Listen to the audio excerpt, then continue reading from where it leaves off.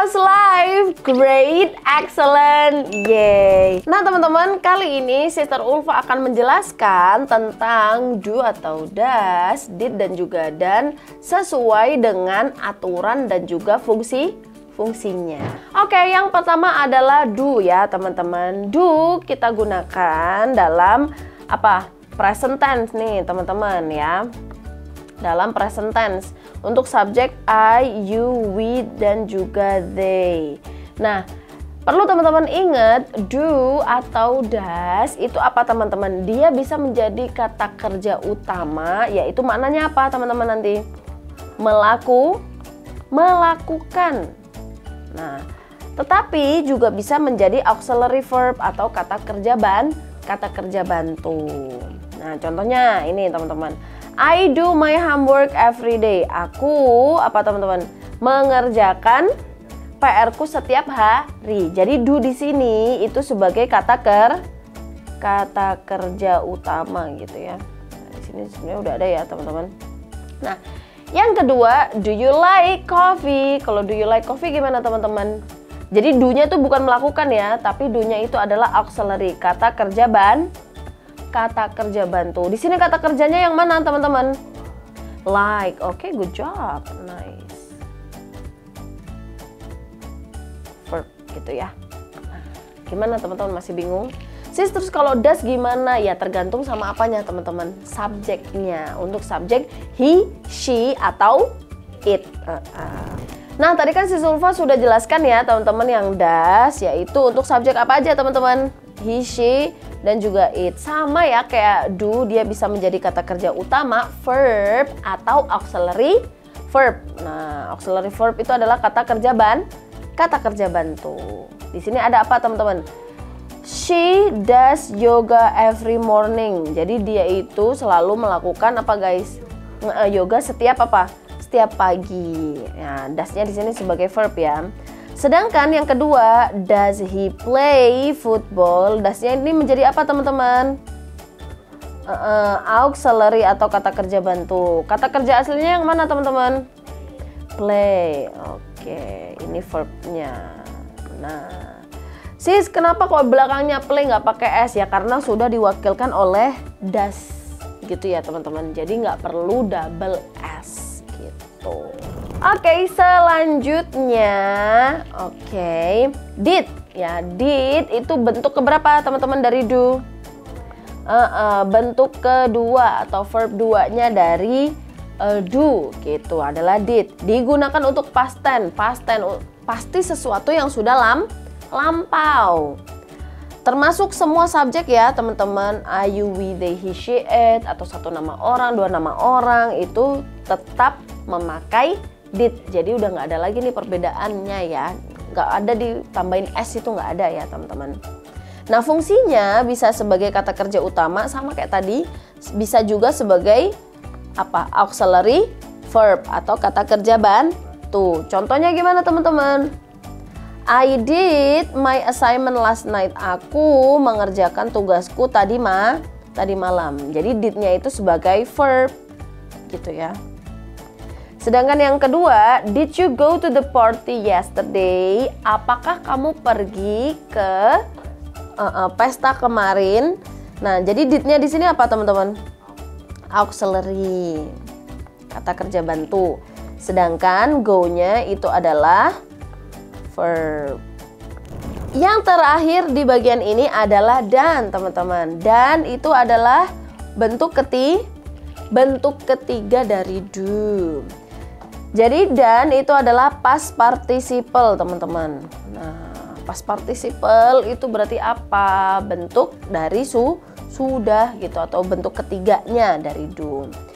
Nah, past participle atau verb 3 itu tidak bisa digunakan sendiri ya teman-teman. Jadi dia nggak bisa berdiri sendiri kayak did atau kayak do, does gitu ya. Kenapa? Karena dalam rumusnya harus ditambahkan have, has atau had gitu ya teman-teman, baru bisa dijadikan kalimat. Jadi gimana teman-teman? Contohnya, I have done my work. Jadi have done itu jadi satu kesatuan. Have done itu berarti apa guys? Sudah sudah menyelesaikan. Nah, kayak gitu, teman-teman ya. Nah, kalau she has done the dishes, nah, tapi ini maknanya berubah ya nanti. She has done the dishes berarti dia sudah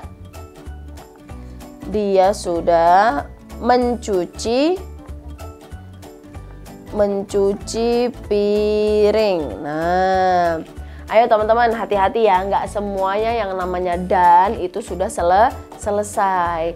Do plus dishes kita artikan dengan apa? Mencuci piring. Jadi mencuci piring itu bukan wash plate ya. Karena sejatinya nyuci piring itu nggak harus piring doang kan. Pasti ada apanya guys.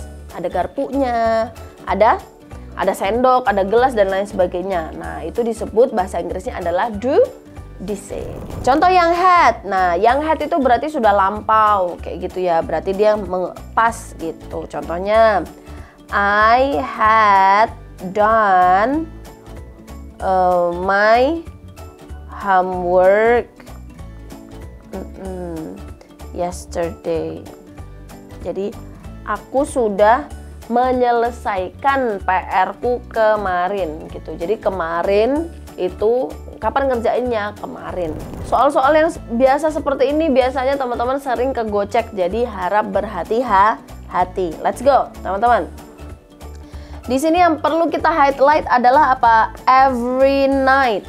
Setiap malam. Sudah pasti dia memakai present atau simple present gitu ya.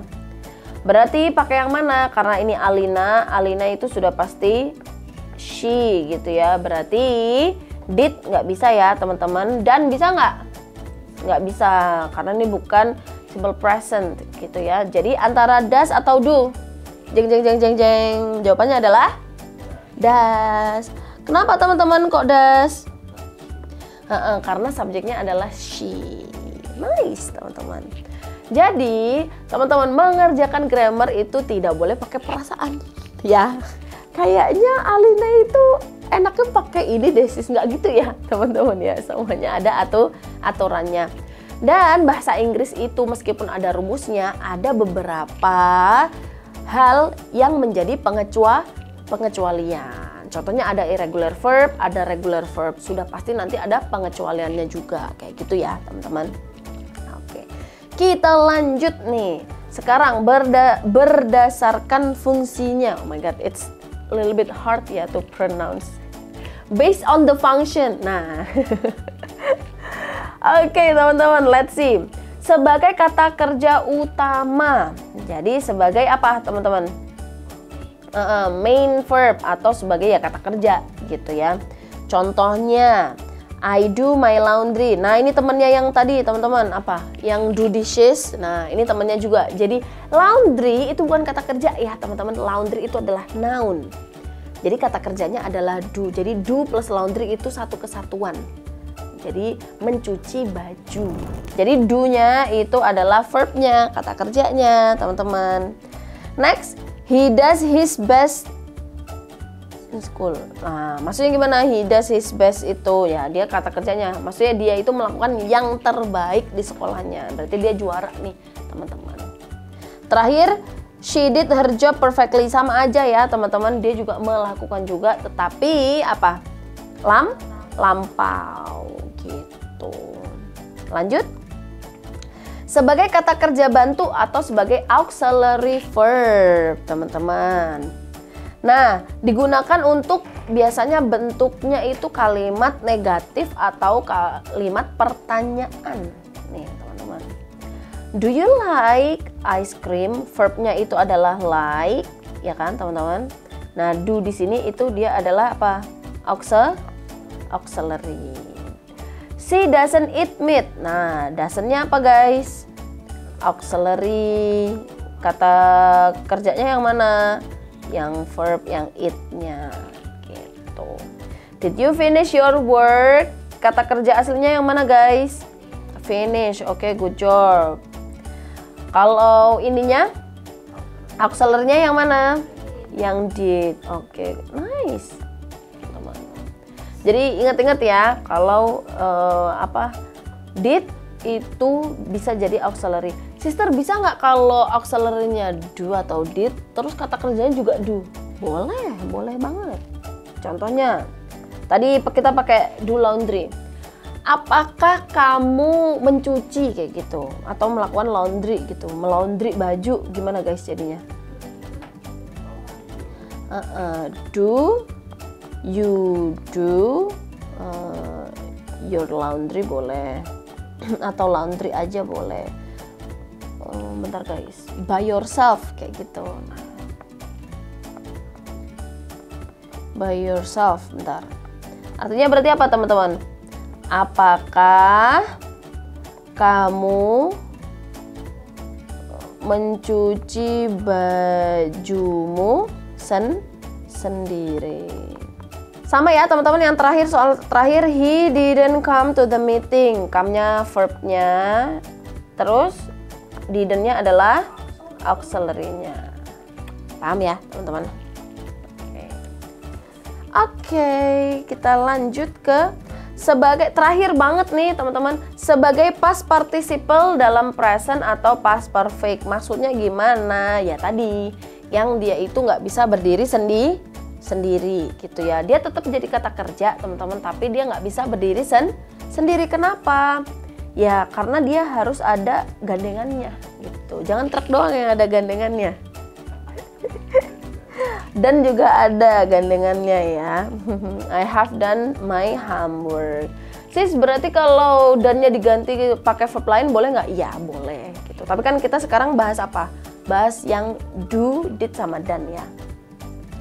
Nah, yang kedua nih ya, she had done everything before we arrived. Dannya itu dia tetap verb ya teman-teman. Terus ya had-nya itu dia adalah apa? Auxiliary-nya, pasangannya. Ini satu pasangan ya teman-teman. Nah, kesimpulannya kayak gini ya teman-teman. Ayo mari kita ini kan bersama-sama. Tadi ada beberapa yang bisa jadi apa guys? Yang bisa jadi auxiliary, dan ada yang bisa jadi verb aja. Gitu. Ingat kalau verb itu kata kerja asli. Kalau auxiliary itu kata kerja bantu. Oke, di sini ada do, does, did, sama done. Ayo teman-teman, coba kita ini kan, Sufa agak kecilin ya. Nah, kalau do bisa jadi auxiliary nggak teman-teman? Bisa. Dia bisa jadi verb juga nggak? Bisa. Good job.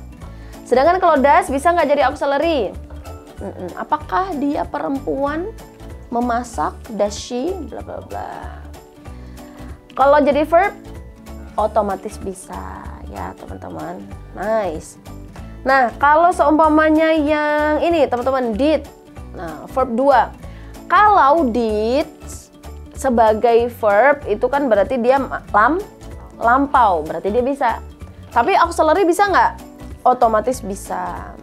Apakah dia makan pisang saat berbuka kemarin? Nah, itu pakainya apa? Did gitu ya teman-teman. Kalau done gimana teman-teman? Dia bisa nggak jadi auxiliary? Nggak bisa ya teman-teman, tidak bisa. Sedangkan dia bisa nggak jadi verb? Bisa, tapi harus apa? Ada tapinya teman-teman. Harus ada apa? Ada have atau has atau had. Oke. Tek. Juara banget nih teman-teman. Oke, seperti biasa teman-teman, kita ada baiknya kita apa guys? Exercise.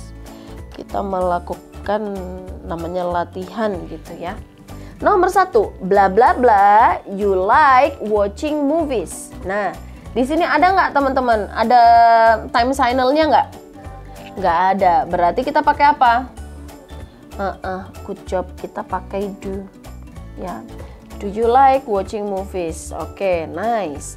She, number 2. She bla bla bla her assignment before going out. Dia titik-titik tugasnya sebelum pergi keluar. Dia apa guys? Has done. Kenapa pakai has done? Karena di sini ada before-nya nih guys. Nah, sebelum dia keluar, dia itu sudah mengerjakan apa? Tugasnya. Jadi sebelum pergi dia itu sudah melakukan kegiatan yang satu ini. Apa kegiatannya? Yaitu mengerjakan tugas. Nah, kayak teman-teman, ya kan udah ngerjain tugas belum? Biasanya kan kalau libur Ramadan banyak banget ya teman-teman PR-nya. Oke, number 3. Bla bla bla, they attend the meeting yesterday. Nah, ini gampang banget guys, karena di sini sudah ada yesterday, udah ada time signalnya, berarti dia sudah pasti ngomongin masalah past ya.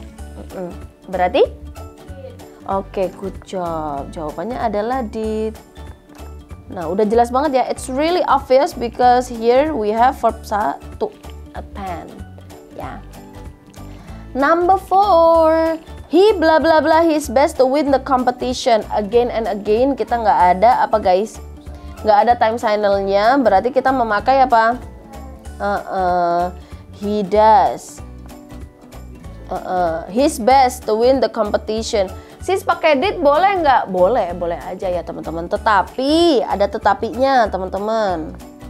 Ada tetapinya apa? Tapi di sini harus ada apa? Time signalnya yang menunjukkan apa guys?